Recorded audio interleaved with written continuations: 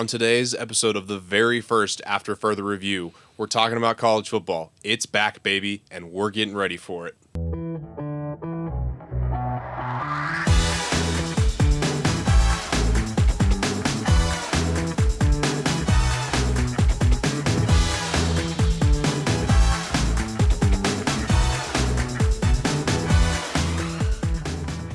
And welcome in to the very first episode of After Further Review. Man. Feels good, doesn't it? It feels great.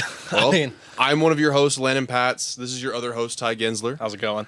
We have been diligently working on trying to get this show back up and running and in video form, and here we are. The hold on. Sorry, it's just a whole lot. The pre-production does not show what's going to be showed here, but me and Landon have been working a ton to make graphics, make everything we can to visibly make this a good show for y'all.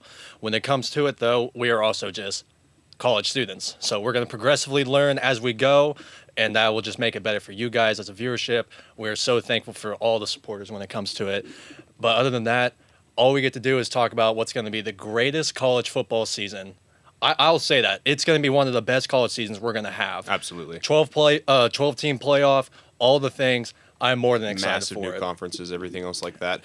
For starters, I just want to kind of intro the show. This is going to be a very sports-predicated show, and with that is going to come a lot of different topics. And I think what we wanted to do most in this situation was find what was most important that week and talk about that and bring that to people, because that's what honestly people care about. Yeah. We have a lot of our own topics that we think about and a lot of things that we think are very interesting in sports, but that's because we're sports media students. Mm-hmm. So with this week, with this being our opening week, it's almost a little symbolic that we get to open it with one of the greatest seasons of college football. For sure. And it's just going to be different, right? It's just going to be a different vibe, a different stigma around the arena. All of college football is going to change, and I'm so excited for it. I don't know how it's going to look, but I'm very, very excited for it. All of this, and we're not even into the NFL yet. No, we still got next week for the NFL. And we have basketball. It's a great time of the year, isn't it? It really is. It's that hard. We got through the really difficult little segment of it's just nothing going on, like mid-season baseball. You're just kind of in the middle of summer. You're kind of waiting for football to come back. Well, it's here. It's here. It's here, and it's at your doorstep. And After Further Review is going to be the one covering it all. Yeah, we will be as diligent as we can on the biggest games of the week, the biggest upsets of the week, the biggest players of the week. We want to cover as much of Division I college football as we can within an hour segment. For sure. But let's stop talking about ourselves. Let's get right into it. Absolutely. With the start of college football week 1, technically, right? Technically. We had some week zeros. We had some week zeros. And in week 0, it really solidified that this is going to be a different type of year. Yeah. Because, for starters, if you haven't seen, if you're not living under a rock, Florida State lost to Georgia Tech 24-21 on a last-second field goal in Dublin, Ireland. It was a great game. It was super fun. The energy was awesome. The people were electric. Pat McAfee and the College Game Day were out there. It was a lot of fun. With that came the sentiment of almost every other year you'd think, oh, they're done. That was their one opportunity, and now they are done. With the new format, we have already experienced people saying, okay, they've gotten their one loss, but they're still fine. They can still make the playoff. They can still win the ACC championship, and they'll still get in. My question to you on that, Tye, how do you feel about that change in sentiment in college football? Well, I think it's really great when it comes to both ways towards it. You know, for instance, Georgia last year, undefeated team going into it, they lose the SEC championship, and all of a sudden they're out of the playoff. That doesn't really make sense. It doesn't really work in many other sports formats. And it's also just like when it comes to it, like an Alabama and Ole Miss, like very good, steep, trying to think of the right word to say it, deep rosters with tons of talent, but because of a one loss, maybe it was like a close field goal or maybe something happened with like a ref, they're out of the playoffs. But with this format, even now we have a non-Power 5 team going to be in this. So we're going to see possibly a Cinderella run when it comes towards it. So it'll be interesting to see how it goes. Florida State by itself, when it came to that, it was obviously because week 0, they were the best ranked team playing that week. Yeah. And the season before, when they were undefeated, won their conference championship, went all towards that, but still lost to they didn't make the playoff. what happened was it made this whole Florida State, it was like Florida State versus against the whole world. And it led to them wanting to sue the NCAA and then the players going out of the bowl game and getting destroyed by Georgia. Going into week 0, and there was high praise. They were going to we're going to be back in the college football playoff. And you lose to Georgia Tech. Not even talking about wanting to leave the conference because it was not as competitive. Yet Georgia Tech beat you in Dublin, Ireland. Absolutely. And I will say there is some unprecedented part of that being in Dublin, Ireland. Being in a neutral site that is so far away from your home country even is such a different environment. I think it's very odd because there are two very different ways to look at this. The purity of college football is gone. Yeah. We can both say that outright. There is no more. The bowl games are no longer important unless you're playing for a college football playoff. Not at all. The conference championships are important, but in some leagues not as much. You've really watered down the true meaning of college football, and some people don't like that. And so it becomes this push and pull of trying new things, but also we want to keep the traditions and the care of what we're doing. I don't think you can do that at this point. No. You've now proven with NIL and the way that you're set this up that this is how it's going to be. And for teams like Florida State that are going to be okay to have a one-loss team and maybe get through and win the ACC championship and be just fine. But it's for a lot of other teams, it's the issue of now we've opened an entire new era of football, and what's it going to look like? Who's getting in, who doesn't? I think the committee has probably the hardest job this year because you are going to set the precedent for however long the 12-team playoff is. Yeah. This is what it's going to look like for the next however many years. And it can change slightly, but that's what's really going to come down to. And it's going to be just a tad different when we're looking at the committee because last year was the best year to start the 12-team playoff, and we've talked about this many times. And you could still put into there that, well, for that 11th, 10th spot, this team should have been like this. I think how it should be is if you're in consideration for that top 11 or 10th spot, because the 12th is going to be the Power 5. I think. Is that how they're doing it? They're doing the Power 5, the non-Power 5's 12 seed? Yes, correct. And I believe that's just if they don't get a higher seed than that, but most likely, yes. Yeah. So when we're looking at these 10th through 9th spots, they're going to have 2 to 3 losses. I think if you miss out on that playoff game, that playoff tournament, you don't deserve to really be like a Florida State and try to sue and think it's rigged because you could have just won another game. You really, again, these are going to be 2, 3 loss, maybe even 4 loss teams, depending how competitive this season's going to be because there's going to be a lot of teams like a South Carolina, maybe, I don't know, Ole Miss, Penn State. These teams are still going to be 10th, 9th seeds, like lower seeds, but they're still going to have a good shot to win this whole thing.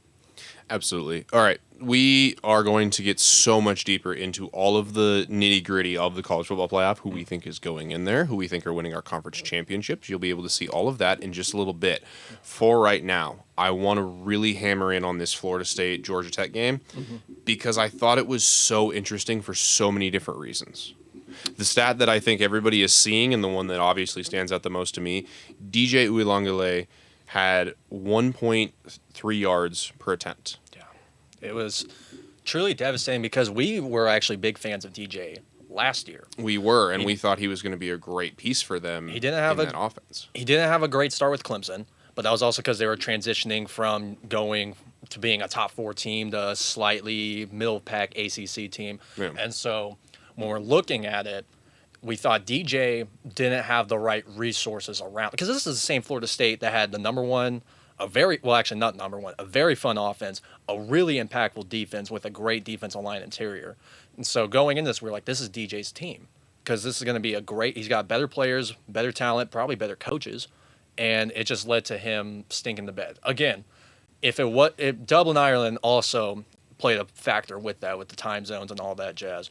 But when we go into it just the trajectory of the backstory of what Florida State did with the committee wanting to sue again, it just made it all to where also they were going in as the only ranked team playing in a week 0 game. Absolutely. So for them to lose. Yeah, and especially in that fashion when they went up big early and put the statement first drive out of scoring 8 points instantly. Now, I think Florida State will be good. I think that Norvell is a good coach there. I think that they're going to be fine. As you'll see later, I don't think either of us have them in the ACC championship, correct? We don't.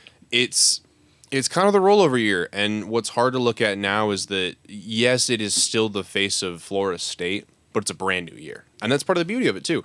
It's a brand new football team. I think they had 8 guys drafted off that team, 9 guys drafted in that team. It was a great year for Florida State, and they were rewarded with an undefeated season up until bowl week.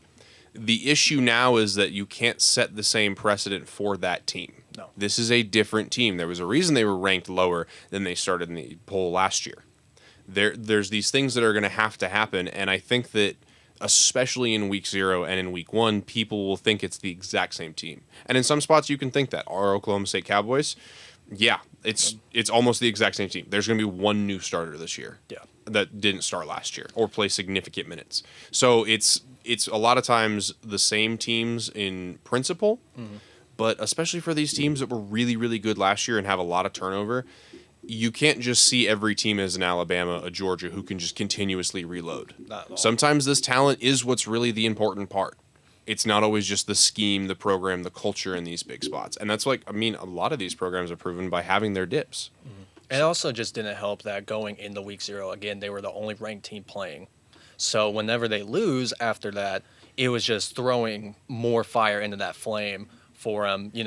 All the meme pages were hating on DJ and all the Mike Norvell tweets and all that stuff. So it was truly, it's a hard time for Florida State at the moment, but I'm not going to say they're out of it already, because we're in a 12-team playoff. It's in a 12-team playoff. It's completely different.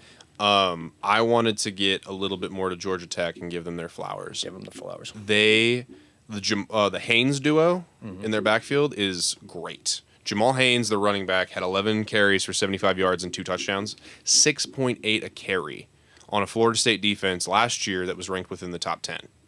And again, we talked about they lose a lot of pieces, everything else like that. As a Georgia Tech team, that's very, very impressive. And Haynes King didn't have a great box score game, but my God, is that dude good and tough. Yeah, He he would take hit after hit after hit, especially in those late drives, the one that they had to go win the game. I think he took probably 2 or 3 shots on that drive that I was like, he should be done. His wear and tear is definitely in the reds now. At the college football 25. I had to make a 25 I reference. will say, the funniest one I saw was, I can no longer complain about how bad tackling is in college football 25 after watching this game, because Florida State got cooked a few times by our buddy. They made the game a little Jamal too Haynes. realistic. No, actually, it's pretty funny now that you look at it, and it's like, wow, that actually checks out about as correct as it could be. I can't get mad now if my freshman receiver drops it, because that actually happens. That actually happens. Speaking of which, I kind of wanted to bring this up at some point. I feel like this is probably a better point than any. Okay. Did you see the news that Jeremiah Smith is a starter at Ohio State? I did. How insane is that? As a freshman. As a true freshman, not a redshirt freshman, he is 18-year-old. He truly, I saw some from their media team, whenever they started their camps and all that, and he already got his stickers, he got all the stuff that he needed just to show that he was a part of the team. Man, that guy's got talent. He's elusive as hell, goes into it, great run after catch type of guy, has that mentality kind of like a Marvin Harrison, where he knows he's the number one guy or is going to be the number one guy. You're truly you have to be excited for what this kid and what everyone else is going to produce with Ohio State, especially with that team they have this year, which we'll get into that. The 2 teams that I have seen mostly, or not the 2 teams, excuse me, the 2 players that I've seen Jeremiah comped to the most. Number 1 is Julio Jones. Yes. I've seen Julio everywhere with this kid. He's 6'3", he's 215, 220, can run like a gazelle. He's insane. Mm-hmm. He's a freak athlete. And number 2, just based off of high point catching, Mike Evans. Oh, yeah. Which is a crazy sentiment for a guy that I think could also be a great slot receiver. He is one of the most athletic freaks as an 18-year-old that we've ever seen. And it's going to be really interesting to see the trickle-down effect of this, because he's going to start for 3 years. Especially how they're going to utilize him. I'm going to be so curious, because, you also have returning production like Emeka Egbuka. Mm-hmm. You're going to have guys come back that are going to be really, really important to that team offensively. You have 2 great running backs. Yeah. How do you use a guy that is that athletically gifted as... we'll see. We'll just have to see. And it's Ohio State. They'll figure it out. I I just saw that, and I am beyond impressed with him. Me too. Because that is a hard program to get on the field, especially at receiver. Especially at Ohio State. I They mean, love to. the NFL talent in the last 5 years is absurd. It's them in Alabama. Garrett Wilson, Chris Olave, Marvin Harrison Jr. You're talking about Terry McLaurin. You're talking about, I mean, just a list that goes on and on and on and on over the last 10 years. And this dude's going to start at that program in year 1? Because half those guys, they usually start their junior, senior years even. Marvin didn't start his freshman year. No. Marvin was not, I don't think Marvin played his freshman year. I think he started as a redshirt freshman. Because he got 3 years, but he was not. I'm not sure if that's completely. I mean, I'm sure. I'm not 100% sure, we'll but have to see that. I mean, yeah. I think that makes sense. He didn't play. He didn't get that much check running it real here. quick on that, but yeah, no, Marvin, I'm pretty sure he was a redshirt. But anywho, it just baffles me on that one, and I'll be really curious to see what kind of impact he plays on that. Moving a little bit forward in this, I think for the last little bit of segment 1. We really want to look at some of the favorite games that we're looking at for this next week. I think that we have the big boys, but for this part, I kind of want to, you know how when you're having dinner, you go over to a friend's house or something, and you leave out the appetizer, right? Mm-hmm. You ever had like the great little sausage pork links? Oh, yeah. Okay, Yeah. so we're talking about the best of the best appetizers. Mm-hmm. What are the games that we're looking at either tonight, Friday night, or early Saturday that we're saying, I'm going to sit down and I want to watch that? Well, obviously tonight while recording this, the North Dakota State and Colorado game is going to go up. So it's going to be really interesting. You have a very hard-hitting, very well-demeared team going into it. Did I just say demure? Yes. Oh, my gosh. You did. Oh, man, TikTok's ruining my brain. I'm about to lose it. You need to get off that app, buddy. Anyway, a very hard-hitting, aggressive, gritty, any other term besides demure that you can explain with North Dakota State going up against a very talented, very viewed Colorado team with the likes of Shador, Travis, all of them. I mean, it's going to be a very interesting team to see how they compare with them. And so we'll see how that goes. And especially because North Dakota State is going to be in Boone Pickens Stadium next week. Wait, no. No. South Dakota State. South Dakota State's here this weekend. North Dakota State's what I'm going to use for South Dakota State. Correct. So the one thing I will say with this game that's going to be really interesting, there was a stat that I researched on it. Shador Sanders in first games in his career is perfect. Yeah. He has 980 yards over 3 starts, 12 touchdowns, 0 interceptions, a 72% completion percentage. Yeah, week 1 Shador is crazy. Week 1 Shador Sanders, and he talked about this a little bit as well in an interview this offseason about he will spend so much time because he's given so much time on the week 1 opponent. And so I'll be really curious, is he going to go out there and light it up on a team that is that hard-nosed and gritty football team? And they're going to be a really good FCS team. Another one that I really think is going to be a fun one in kind of a weird, goofy way, North Carolina at Minnesota. Yeah. Is tonight. And I think that it's going to be like, obviously it's not a marquee matchup. Nobody's looking out there saying, I'm going to go look for the Golden Gophers. But if you're looking for a true 2 Power 5 teams playing off against each other, you get to see what North Carolina looks like after Drake May. You have Minnesota, which I think is a beautiful stadium, and they have a fun team, and they have a coach right now that's on the hot seat. PJ Fleck needs to win games this year, and he needs to be competitive in the Big Ten. And I think that's just going to be a really fun game to kind of see who's gonna be all right in their conference. Because I think if either one of them lose, their season's going the other direction. It's just something to play like in the background. Just very interested to see how both of these teams are going into Saturday. Obviously, we got USC versus LSU. It's going to be a huge one. Going forward, another one I'm really excited for is Clemson versus Georgia. It's going to be a big one. See how Dabo can go against another top SEC team, especially with someone that he used to work with. And so, wait, hold on. No. Against someone he went up against. Yes. I don't know why I was thinking Dabo was with them. No, not at all. Not. No. But anyways. Well, I'm going to stop you on that. We're going to take our quick break here, and we will be right back breaking down all of those games. We are back with segment 2 now. We are looking at week 1's best. We gave you the appetizer. We gave you the little sweet rolls. Sweet something. And we gave you the pork links. We gave you all the small stuff. Now, and Ty, I think, even popped the oven open a little bit and showed you the rotisserie chicken inside, and it looks good. He showed you the main dish, and it looks great this weekend. That caught me completely off guard. Oh, yeah. No, we're going hard into the analogs here. These analogs are crazy. USC LSU. I think this game is one of the perfect ideas for what new college football is. They're not in the same conference. They don't play styles. Two entirely different play styles. And I think it's going to be so interesting because Miller Moss is going to play well. Oh yeah. At this point in our lifetimes, can we stop acting like Lincoln Riley offense is ever going to be bad at passing the ball? It has never happened. It's not going to happen. It has never been the problem for the team. So I'm just going to assume until proven wrong that Miller Moss and Lincoln Riley are going to be just fine. Yeah. Is their defense going to be able to show up? Is Garrett Nussmeier going to be a player that they actually want to play a lot?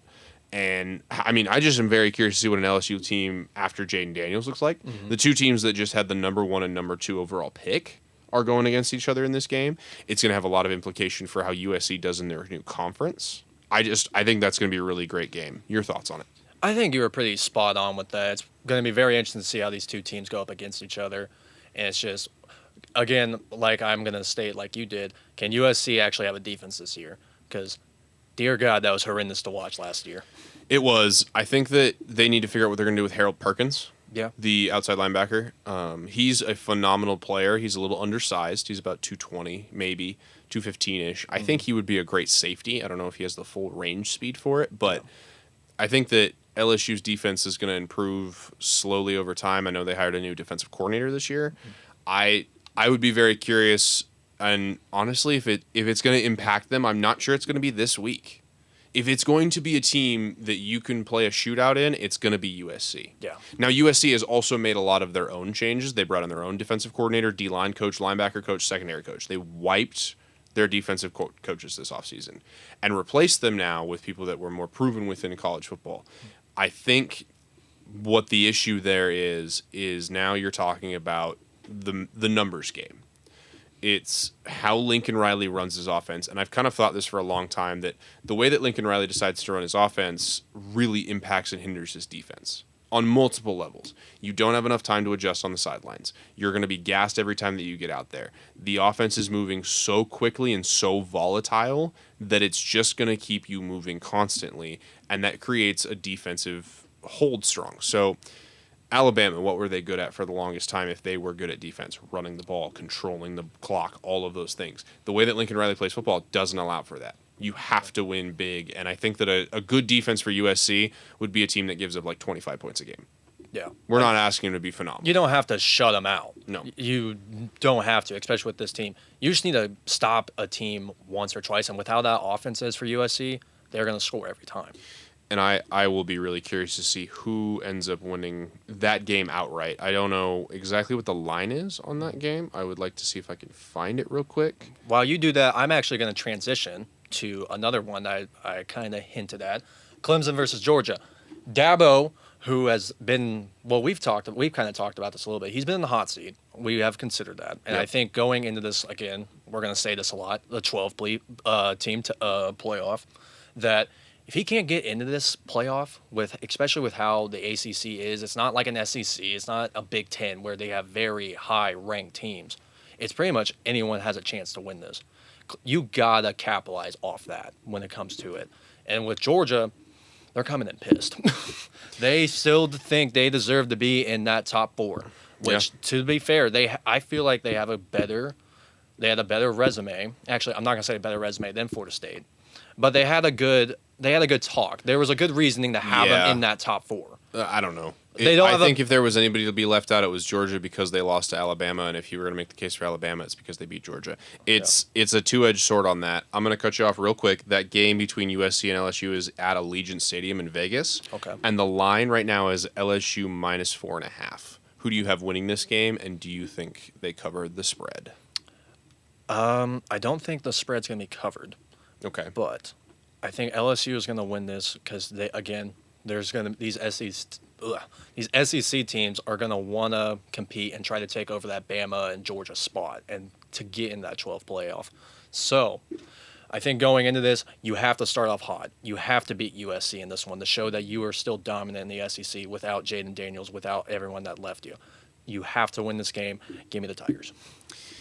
I think I'm probably leaning the same way with you. I have more questions about LSU's offense. Me too. Which scares me.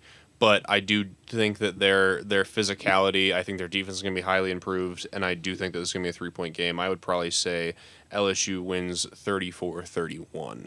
Okay. All right, back to the game you were just talking about. I completely agree. Dabo should be on the hot seat at this point in some degree. It's hard to say that because it comes down to what was Clemson football before him, and he has built this program into a national championship level program. And you can't say that about very many coaches in college football. Not at all. It's also hard to continuously support him when the team is now underperforming. And it was, I believe, unranked for the first time, or became unranked for the first time in a long time in the last 2 years. Like they have set a precedent now, and this is the first time since 2004 that they will be an underdog in their opening week. For sure.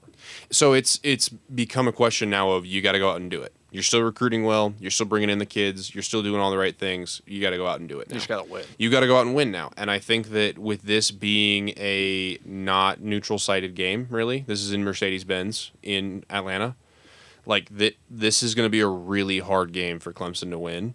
I think Georgia's really talented. I think that their quarterback is really good and going to hold their team correctly. Mm-hmm. I think that they have a good receiving core. I have a very hard time seeing a Clemson team come in there and win. Now, the question that I have with this more or less, the line is 13.5. They think this is going to be a blowout. They think that Georgia is going to win this more likely than not by 14 points. Do you agree with that sentiment? I think Clemson's going to bring their A game. I don't necessarily believe they're going to win, but I think Georgia's going to win by 10, maybe 7. I think it'll be a close one, but I think honestly the way how I see it is Georgia's going to be very dominant. But Clemson's still going to try and fight back. But they just can't reach it to that, especially in the fourth quarter. I think Georgia's just going to close it out. They're going to be dominant throughout the whole game. Clemson's still going to fight.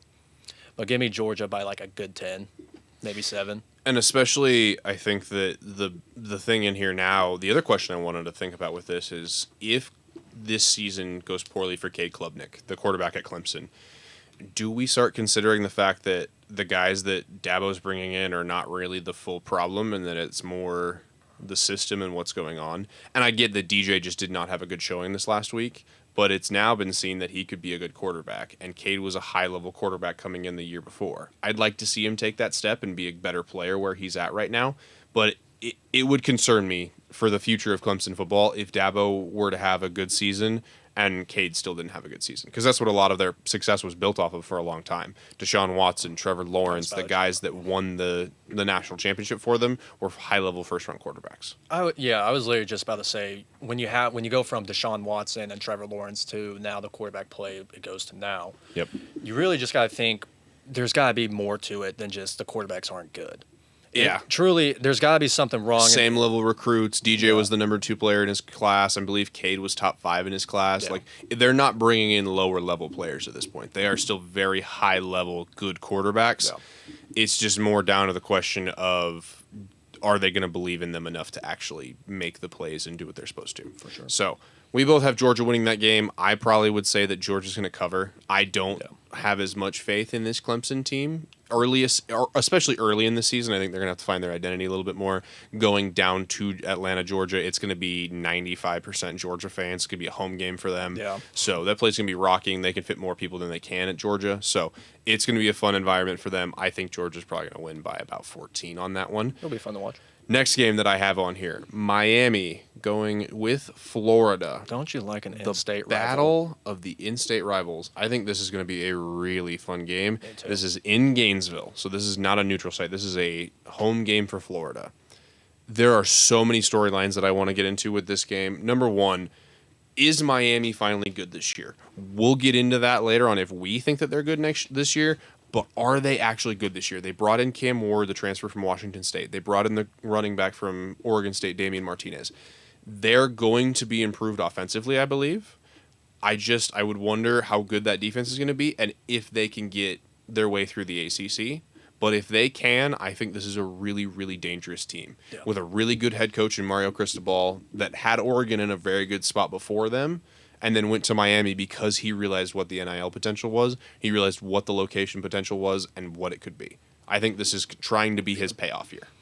I'm not going to talk much about Miami, considering that you've already stated that we're going to talk about them later. We're going to talk a little bit more about what we think on Miami. I'm just really more curious on how Florida's going to be.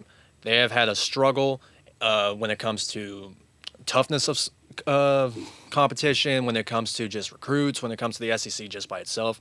They've had a really, really bad couple of years. And it's not the same Florida team. And I'm not expecting them to be like how the Tim Tebow era or like whatever, but just like a very competitive, confident team, like the same team with Kyle Trask, Kyle Pitts, and all that jazz. It will be interesting to see how they are able to bounce back when it comes to it. But honestly, I feel like Miami's going to pull this one out.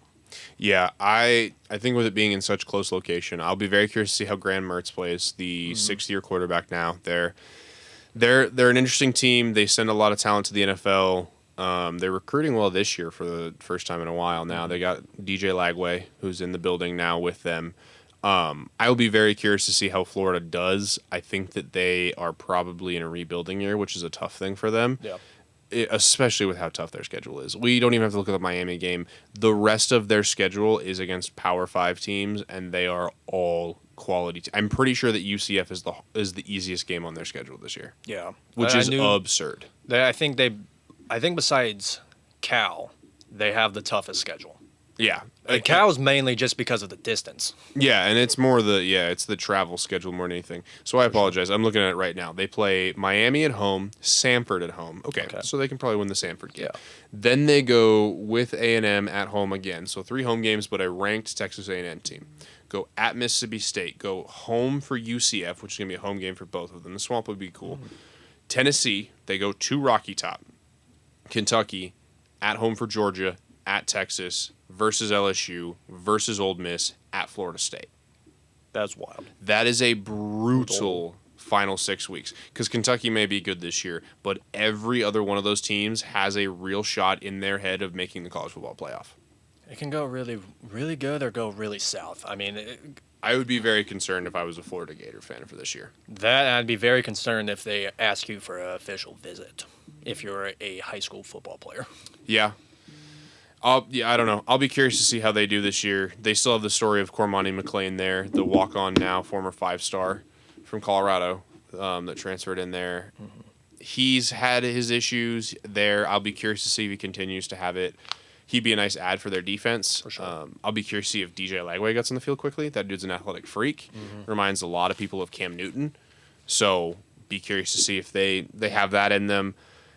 I just don't know. I think this is going to be a really interesting game. I think that Miami probably should win by quite a bit, but this is also a team that we've said should win by a lot for a lot of years, and they don't. The current line on the game right now, let me look at it real quick, just because I was looking at Florida's schedule. It's also just interesting. I'll add a little bit to Miami. They did start off, I believe, 4-0 last year.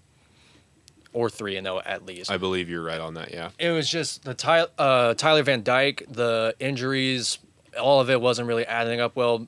Also, they didn't kneel it whenever they were supposed to against Georgia Tech, I believe. That crazy play, yes. Which we still look at that and we're like, what were they thinking? What were you doing? All right, so the line on this game is -2.5 in Miami's favor. It's a close line. It's in the Swamp. It's going to be a rockin' place. I rock with it. Who do you have winning this game? I have Miami by 3. Final score? Actually, yeah, I have Miami, but scores 28-24. Okay. 4-point game in that one. Mm-hmm. I would probably say that this is going to be a really good first half. I think that this is going to be a fun one. I think that they're probably going to be like 21 all at half. Mm-hmm. I think that then Miami's going to be able to settle in a little bit more, be a little bit more themselves, run the ball really well. And I think that they'll probably pull it out in the end. I'm going to say 35-24. Final score for That's Miami. fair enough, yeah. I'm a little bit more bullish on them than I think a lot of people are this year. Yeah. But our final big game that we wanted to talk about within on here, Notre Dame at Texas A&M. This is going to be an interesting one really for a is. couple of reasons on here. It's the prove it year from Notre Dame. Yeah. It's if you win this game, you're going to have about 7 or 8 games in a row where you should be the favorite and win the game. And you'll be ranked in a top 10 position easily because you'll be an 8-0 Notre Dame team. If you lose this game, you will be questioned for the entire rest of the season for the exact same reasons I just laid out. You will have 7 games in a row that you should win. So even if you walk in 7-1, I would have a hard time feeling the committee is going to want to put you pretty high at that point. Now, I will say they have one other challenge later in the year. This is going to be a very big telltale for them. And on the other side of this, Texas A&M is completely restarting their identity on this stuff. Mike Elko is coming in from Duke and is creating a whole different ideal there. It is now going to be so interesting to see what a coach like Mike Elko can do, where he did not get talent before. No, but Duke is not a football school. Still made it good. It was a good ACC school at the time, and now he gets one of the most unlimited NIL pockets of all time. Oh, yeah. So I'll be really curious to see what he can do in the future. The Notre Dame schedule, the only other game that they have a ranked opponent on here is versus Florida State as one of their later games, and then they go to USC later on in the year. So they have 2 more ranked games after that. But for the rest of the season, it's Northern Illinois, Purdue, Miami of Ohio, Louisville, Stanford, Georgia Tech, Navy. Yeah, you should dominate all of those. So this week is going to be massive if you don't want to get to week 8 and still have everybody questioning your team. You have to win this game. You have to. And on the other side of it, I think this would be a great way for Texas A&M to kick off their new team and say, this is no longer our identity. We're going to be a good team that now has the talent, and we're going to have the discipline to go with it. This is no longer a Jimbo Fisher team that's looking for a quarterback to win everything for them. That, and you just revive the 12th man. Like, you revive the standard of why Texas A&M is where it's at. And so to finally go and beat a Notre Dame, even if down the line they end up not being successful, you still got that week 1 ranked up matchup win. Yep. And that's all you need, and that's all that matters. And that's what's going to stick on a resume as well. I think that it's going to be a rockin' place. I think that a lot of people are seeing this as well. The line on the game right now is Texas A&M -3, which means it's really a toss-up in the voters' eyes. But I think it's going to be a really fun game. I think that Kyle Field's going to be going crazy for a new coach. And the other thing that I think people don't understand on this is everybody's thinking Texas A&M, they lost so much talent. They had 4 of the greatest recruiting classes of all time, back to back to back to back. It was truly crazy. You can lose a Walter Nolan and not be happy about it because he's a freak. You can lose 4 more defensive linemen on the top of that, and you still have 4 and 5-star guys in the program. Still a returning product. That is insane. It truly is. I mean, there are not many programs in the country that can say that, let alone an SEC program that had just been decimated for years. And to say I still have one of the most talented programs in the SEC probably is scary. You know, quite honestly, you hit that like dead on. Like I can't really say much about it. It's a must-win for both sides. Just well done. Thank you. Well, I appreciate it. Well done. I appreciate it. Well, I'm going to kick it over to you because I do want to know who you have winning this game. I think you know how I feel about Notre Dame. I know how you feel about Notre Dame. I despise them in many Correct. ways. Give me A&M by 14. Now, I will say, the other very interesting storyline that comes out of this game that I don't know if many people are fully recognizing and remembering. I'll be honest, I have not done my history about this game. Who's the starting quarterback at Notre Dame this year? That's a good one. Honestly, I don't keep It touch would be with Notre Dame. transfer quarterback Riley Leonard. You know, Duke whenever we talked about Riley Leonard transferring, I was like, Notre Dame wouldn't be a bad option. That's exactly where he went. Now, what we talked about, Mike Elko, former head coach of the Duke Blue Devils, is going against his former quarterback, which I find very interesting that he committed before Elko got the new job. But it reminds me of, now I'm going to transition this to the NFL, when the Seahawks played Russell Wilson. And Tyler Lockett knew every hand motion that Russell Wilson was giving and exactly what they're running. Yep. I wouldn't be surprised if this happened. I'm going to be really curious on that one. I just want to look at real quick for the last about minute of this segment here. I want you to give me some of your bigger upset watches here of Saturday. Because I have a couple in here that I really am liking. Indiana State at Purdue, I think is going to be a really interesting game. I don't know how great Indiana State is. This mostly comes off of the back of their March Madness attempt last year. Let me see who exactly all is playing. Yeah, I 'Cause think I didn't look at the full lineup. I just picked whenever we were looking at this. We just really just looked at the. no, I rankings. know, and I really want to look at this as well because there's one game in particular that I really, really don't think is going to happen, but I really wanted to talk about. Colorado State at Texas. That would be a good one. It is going to be, on every account, it should be the fact that Colorado State is going to lose this game, and it's going to be a 40-point blowout, right? Should be how it is. Should be how it is. If Colorado State thinks that they have the guys that they think they have and how they've been talking this entire offseason, they should be in this game. Braden Fowler-Nicolosi talks about getting $600,000 and getting that. And Torrey Horton talked about some team offered him $600,000 and they stayed. So let's see it now. I want to back it up with that. Going back to now your question, now that I'm actually looking at all this. Yep.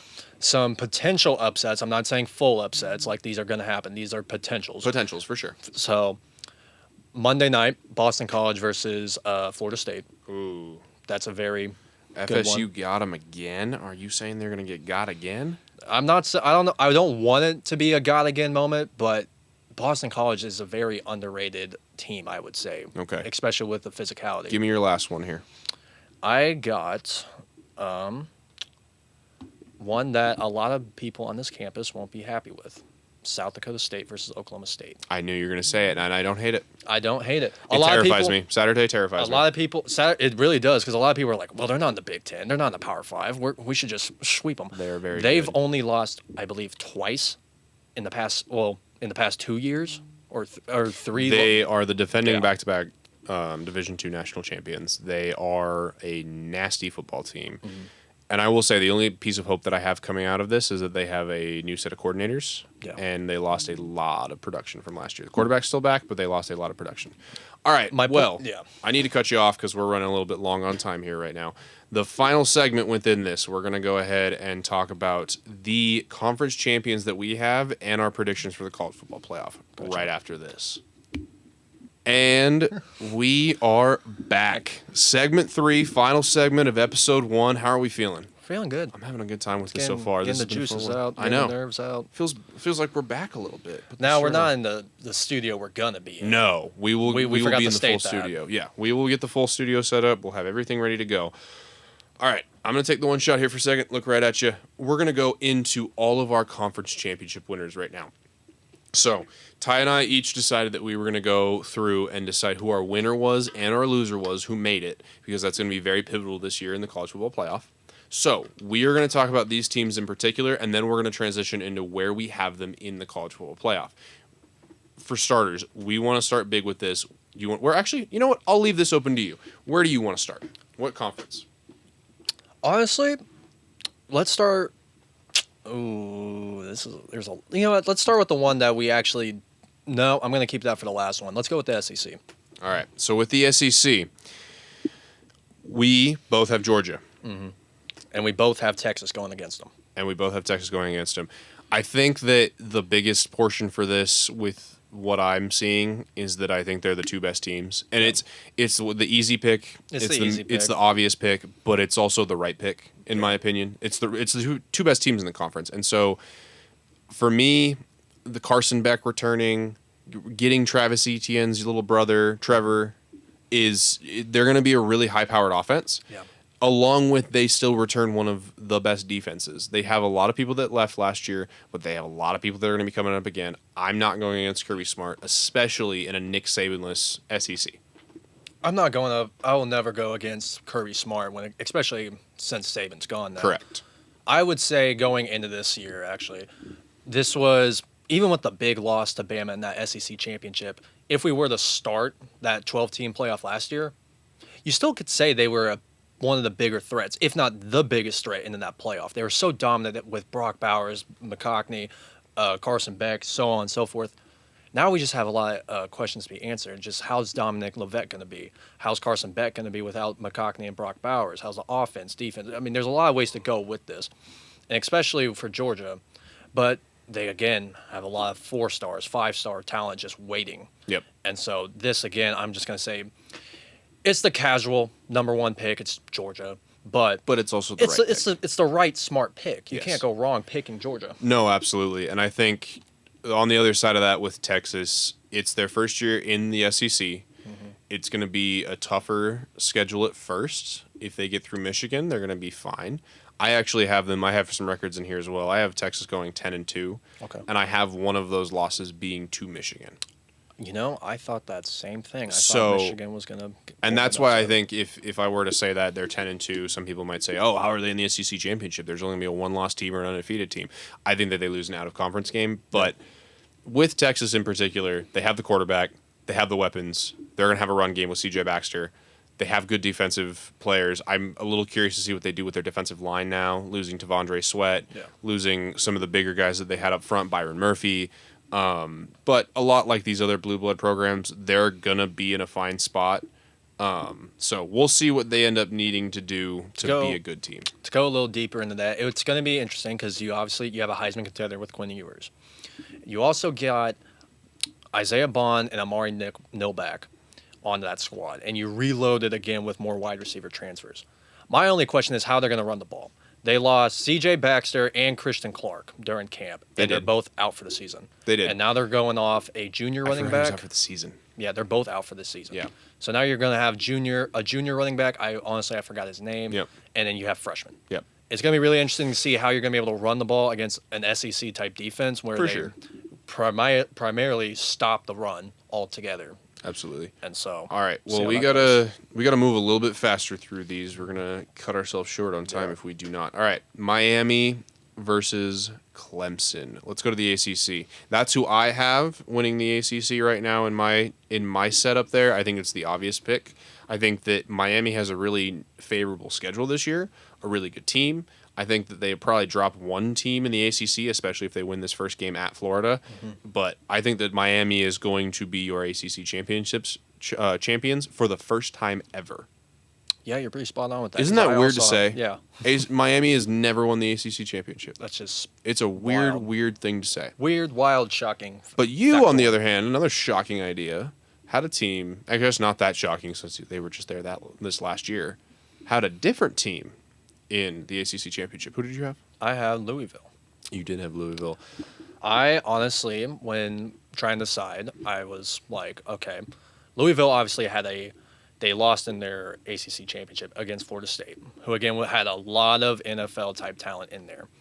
Well, my thing is that was their first year coach who Yeah. had a 10-win season already, and it seems to be a new era for Louisville. Tyler Shuck was also injured during that time. Yep. So it'll be interesting to see that, and O-line. Yep. Jamari Thrash, obviously, he got drafted by the Browns, so we're going to have him. But they got Ja'Cory Brooks from Bama, Yep. and they averaged 30.7 points a game. Yeah. That is crazy for a first-year coach to be able to command that offense. I think they're going to be good. I think they're going to be good, too. I worried, and the reason I didn't pick them is because of returning production. That's fair And enough. that's the biggest piece that I had to it, but I do like them a lot. I do like the Cardinals a lot. Moving on to the Big 12. We both showed a lot of respect to Utah, but not as much respect as we showed to our Cowboys. We have the Pokes. We both have Oklahoma State beating Utah in the Big 12 tournament. Now, unlike most media outlets, I'm going to get right into this now. I have Utah into my college football playoff. I have seen so many spots where the Big 12 does not get two bids. And the biggest reason that I keep hearing is everybody's going to get torn apart by everybody. I don't think that matters. I think there are two teams in this league that are going to get to that point. Utah plays Oklahoma State at Oklahoma State. Then they go home to play Arizona. If they win one of those two games, I am going to tell you right now a Kenny Whittingham team is going to go 10-1, 11-1. Yeah. They're going to be that good. So then all it takes is a Kansas State or an Oklahoma State in this instance to win 11-1 games. They can drop one against K-State. Yeah. Nobody's saying that. For sure. But you cannot convince me that an 11-2 Utah team does not make the college football playoff. Yeah, no, you're absolutely right with It that. doesn't make They any can't- sense to me, and they I have think to that they be will in. make that jump. Since you talk about Utah, Yep, go for it. I'll talk about Oklahoma State. Give you the floor. Obviously, we have school spirit, and we want this team Go to Pokes. be go Pokes. Pistols firing. But the way how I look at this isn't me saying it's going to be an upset type of thing, like they're going to shock the world. You don't have OU, you don't have Texas. and you have all your returning prospects coming in. You have to show aggression when it comes to these non-conference games. Yep. Last year, we had the 3-quarterback system and all that, and we were trying to figure out who was going to start. Can't have that against South Dakota State. It's not happening. Not against Arkansas. Can't happen. Or Tulsa. Nope. You have to be dominant with these 3 non-conference games. Yep. Sorry. And then you have to go into the season, because I'm not saying you have to be undefeated, but you have to be very dominant, especially when you have Alan Bowman, who had a lot better a bowl game, but was more of a struggle going in, but he progressively got better. Yes. You have the Heisman favorite. Yeah. And I find it very interesting that people are just forgetting how good of a season he had and how experienced this team is coming back. They have over 210 starts on the offensive line everywhere. Mm-hmm. So their entire offensive line who is starting and some of their backups have over 210 games of college football in their system. That is insane. You do not get that. That is not normal. That is number 2 in the country. I think that their defense is going to be much improved with a much older team, a second year of their defensive coordinator who's figured out some stuff on there. They're ultra talented. Yeah. This team is really, really, really good. They have and I think we have a need. firsthand experience of saying this team is going to be this good. We just need them to prove that and not drop a random game. And my biggest thing for them, get through week 6. If you get through at Kansas State undefeated or with 1 loss, you're going to be fine. You're good. The end of the season, you can handle. It's getting through week 6, through West Virginia, through K-State, through Utah, through South Dakota State. Those are going to be your hard ones. Once you get through there, I think you're going to be able to coast a little bit more, and then you can get in the Big 12 championship game. I have them winning the actual game for the first time. Same. You also you have to show that the Big 12 is still competitive. Absolutely. That you don't need... Obviously, an OU and a Texas makes things a lot better and probably a lot more with ratings. But you got to show that there's still a lot of aggression and all that stuff. So. Yep. So, all right. Moving on. We got to go a little quicker here to end because we're getting close on our time here. Just a tad.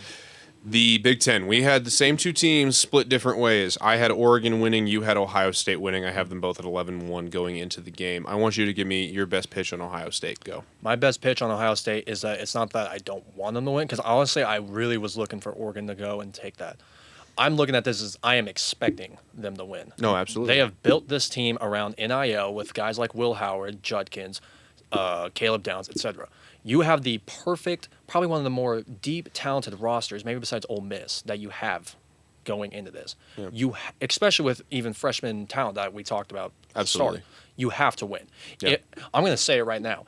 If Ohio State does not win a national championship or their conference, Ryan Day has to leave. Yeah, and if they don't win the Michigan game, the rest of it, I don't think anybody cares. It doesn't matter. It doesn't matter. I chose Oregon for a lot of the same reasons you chose Ohio State. I think that their team is so good. The returning production that they have, plus the transfer portal that they brought in, is a bit of ridiculous. The teams that they brought into that, the players that they brought in, Evan Stewart from Texas A&M, Dylan Gabriel is a great quarterback in college football. They're going to score a lot of points, but I think what sets them apart is they also have dogs. They're going to have 2, 3, 4 offensive linemen drafted. They're going to have 2, 3, 4 defensive linemen drafted. They're going to be that high level of team that can hang in the Big Ten in the physicality, and I think they're going to shock a lot of people year 1 and say, all right, we're tired of losing behind this. We don't have to deal with the Washington bug as much as we did before. Mm-hmm. We're going to go out and be that team.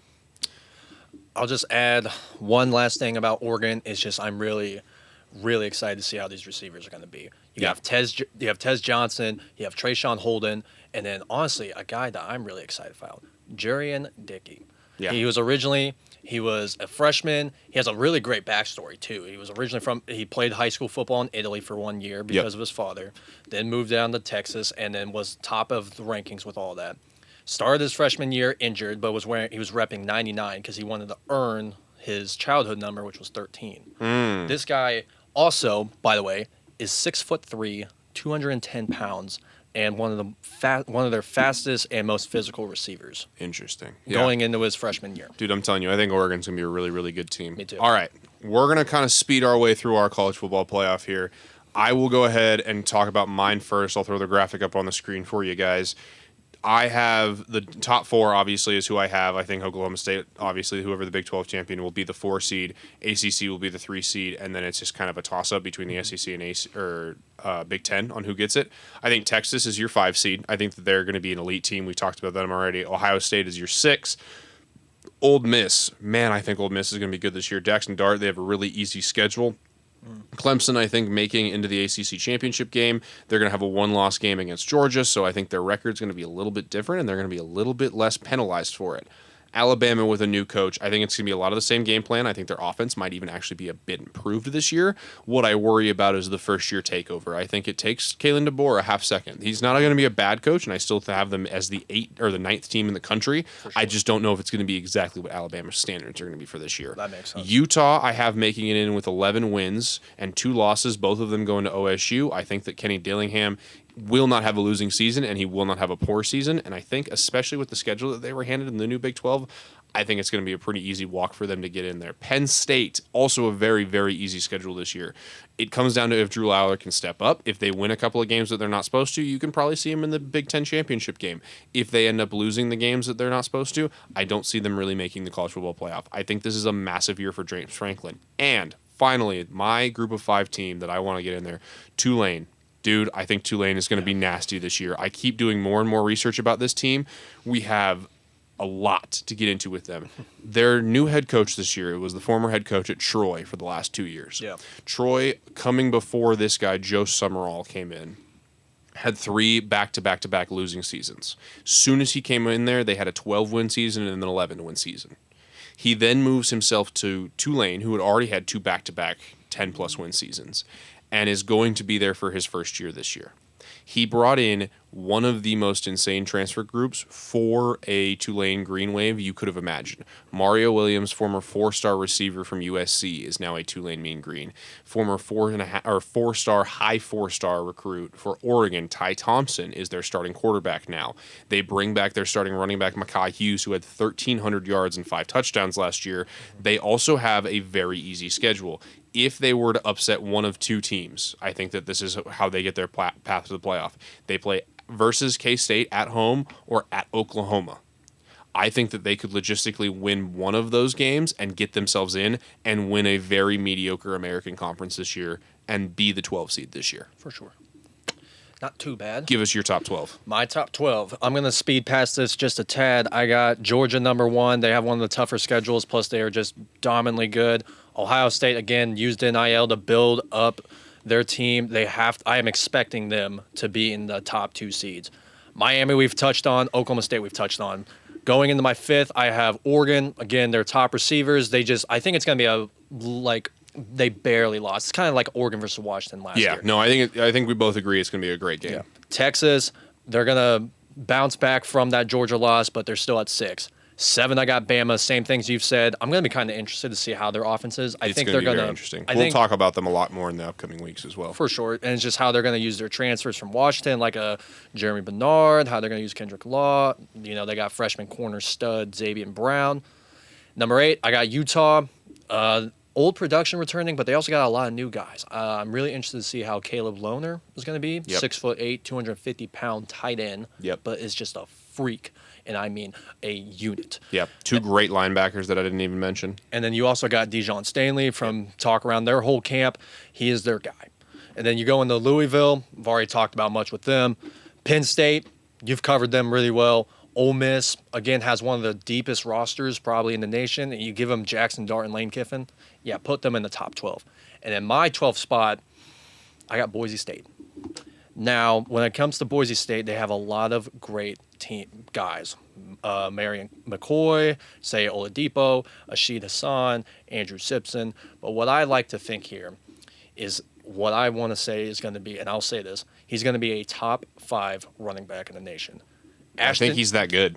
What? I think he's that good. I absolutely think he's that good. You can even put him in top 3. I'll put him in top 3. Yeah. Ashton Jitney. Yeah. He has comparisons to Jay Ajayi and Doug Martin, who both went to Boise State. Yep. And he is like both of them, but combined. And I even see a little Alvin Kamara in him when he catches the ball. It's like he's a weird, patient power back that's just this in-betweener that's so good. Yeah, sorry, I continue. Yeah.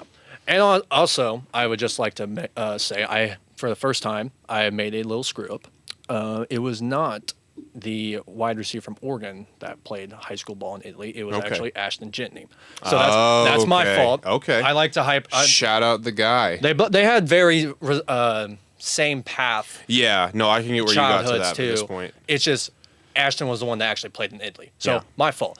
But this guy last year had a little over 1,900 scrimmage yards, 19 total touchdowns, 5 of them were receiving.